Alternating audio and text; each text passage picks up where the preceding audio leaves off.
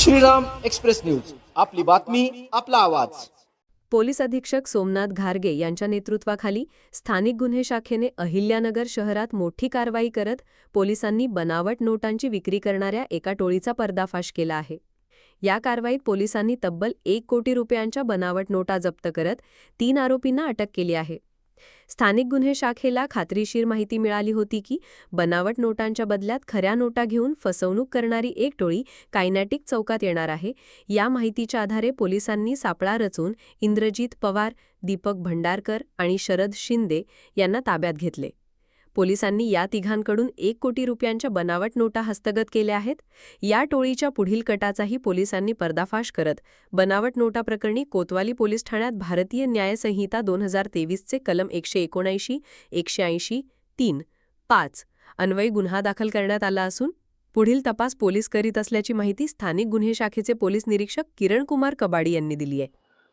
काल आम्हाला इन्फॉर्मेशन मिळाली की एक बनावट नोटा खऱ्या असल्याच्या भासून किंवा बनावट नोटा देऊन त्या बदल्यात खऱ्या नोटा स्वीकारायच्या आणि त्याच वेळेला तिथं पोलिसांची धाड टाकली असं तर करून दुसरी टीम येऊन त्या लोकांना घेऊन जाणार, अशा पद्धतीने फसवणूक करणाऱ्या टोळीबद्दल इन्फॉर्मेशन मिळाली।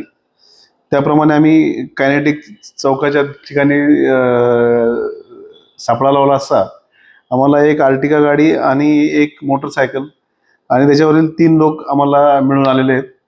त्यांना आम्ही ताब्यात घेतलेले आहे। त्यांच्यासोबत इर्टिगा गाडीमध्ये बनावट नोटांचे बंडल्स मिळाले। ते बनावट नोटा म्हणजे ज्या चिल्ड्रन बँकेच्या नोटाचं बंडल ठेवून त्याच्यावर 500 रुपयाची बनावट नोट लावली जाते आणि त्या नोटा समोरच्याला 1 लाखाला 10 लाख अशा पद्धतीने त्या दिल्या जातात आणि त्याप्रमाणे त्या नोटा आणि त्या लोकांना जप्त केलं। त्याच वेळेला त्या अंधाराचा फायदा घेऊन त्यांच्यासोबत असलेली स्विफ्ट गाडी आणि त्यातील इतर 3 आरोपी ते पळून गेलेले आहेत।